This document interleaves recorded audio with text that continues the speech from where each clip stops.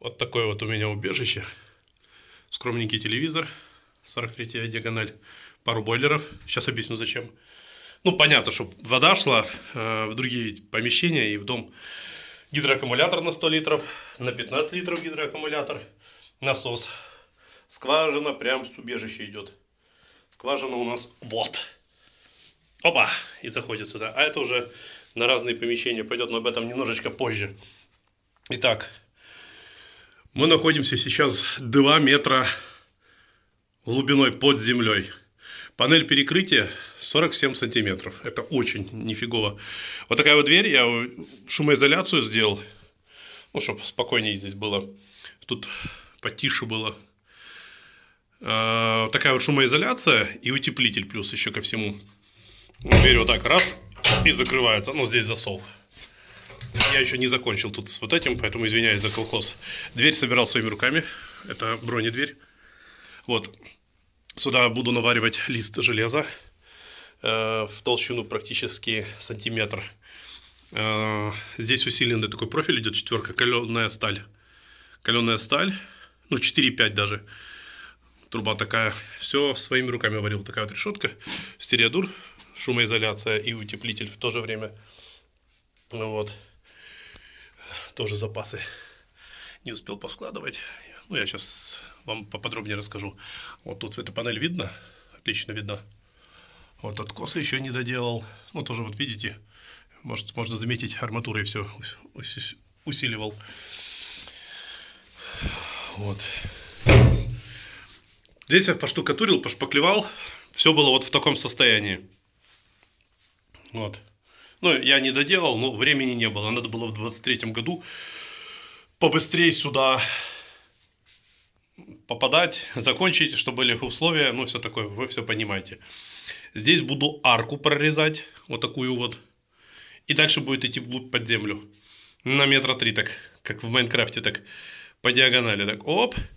Ну, а там дальше будет такое же помещение, плюс-минус. 10,5 квадратных метров. Здесь будет идти кирпичные такие опоры дополнительные. Потом объясню зачем. В другом видео. Здесь вытяжка обязательно на вдув, чтобы сюда попадал кислород свежий. Потому что не представляете, здесь кислород очень быстро заканчивается. Вот, полы.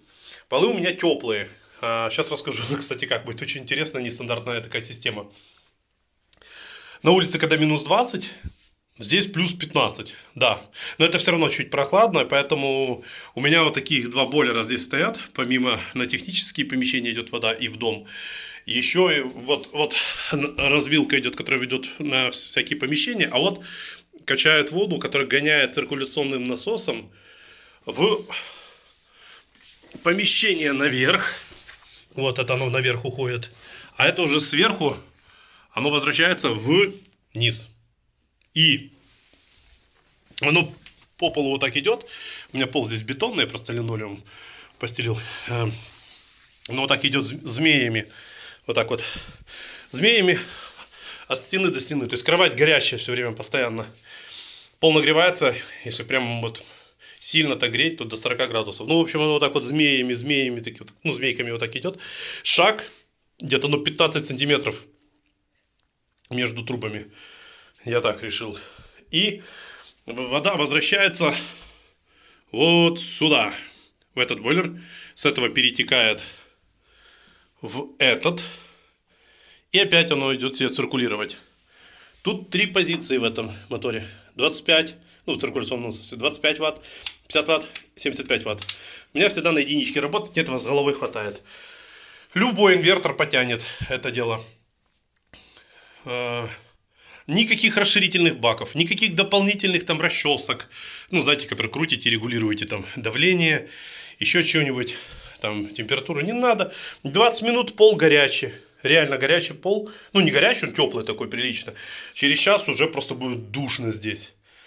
Поэтому ненадолго так включается, греется в помещении. Если вы зададите вопрос, а вы его зададите, так сколько получается прогреть квадратных метров? Ну, считаем наверху. Где-то прогревает 10-15 квадратных метров, ну плюс-минус. И здесь 10 квадратных метров. Плюс полотенцесушитель обеспечивается. Ну, блин. теплой водой, поэтому гоняет прилично. Один бойлер тянет 1,5 киловатта в час. Работают они в тандеме, как видите, уже по такой системе. Давление у меня сюда вот уходит по этой трубке, ну, через обратный клапан. Вот в такую вот приблуду. Это, кстати, за месяца 2 накопилось давление с водичкой. Здесь вообще сухо, но он горячий, потому что по нему идет, где должна, да, холодная вода попадать, в него идет горячая вода, перетекает с бойлера в бойлер. Вот, холодная сюда поступает. Поступает сюда холодная, а вот сюда идет с пола горячая вода и уже вверх пошла. И вот, почему здесь нужно сделать, ну, такую штуку, чтобы сюда горячая вода желательно не попадала, ну, тройник поставить и вынести обратный клапан, чтобы он тут стоял. Потому что через него протекает вода горячая, это не есть хорошо. Вот. Ну, это кран, когда нужно было здесь воду набирать теплую. Ну, бывали всякие ситуации. Вот. Но сейчас его заглушил, потому что такой надобности нет. А он, кстати, вручную открутится. Даже водичка здесь чуть-чуть осталась. Но давно не трогал его на самом деле. Вот, и поехали дальше. Полы прогреваются здесь как бы. Когда совсем нет электричества, я вам показывал видео, сколько у меня аккумуляторов, какие солнечные панели. И причем одна солнечная панель может заряжать 4 аккумулятора. У меня десятки этих аккумуляторов. Одна там на курятнике идет панель, одна на дом. Я показывал бюджетные варианты. Подписывайтесь на канал, у меня много полезной информации про самые дешевые электростанции, бюджетные всякие варианты, чтобы не сидеть без вот такой красоты, без электричества. И я себе купил специальный бесперебойник на 1000 ватт. Но по факту лучше 600 использовать. Тянет вот этот телек, вот эту всю гирлянду тянет, вот это все освещение тянет, телефоны можно зарядить, Wi-Fi тянет. Ну, у меня есть куча других инверторов. Заходите, смотрите, у меня очень много интересных видеороликов про всю эту приблуду. Вот, ну, здесь вот такие вот запасы. Если уже совсем долго приходится здесь побыть, засмотреться телевизор или даже переночевать, потому что бывают длинные шумные ночи. Ну и для этих дел тут стоит этот телевизор, чтобы как-то себя отвлечь. И, кстати, всякие там таблеточки успокоительные, такое всякое. И, в общем, даже когда нет электричества, телек 43 диагональ тянет всего 100 ватт. Ну, это максимум, там, если уже звук сделать, там все такое громко. Но так, в принципе, если умеренно все, 80 ватт потребляет стабильно, то есть можно часов 5 спокойно на аккумуляторе 77 ампер-часов кислотно-свинцовым смотреть. Здесь я ничего не заряжаю, потому что кислотно-свинцовые аккумуляторы вредные для здоровья. Вот.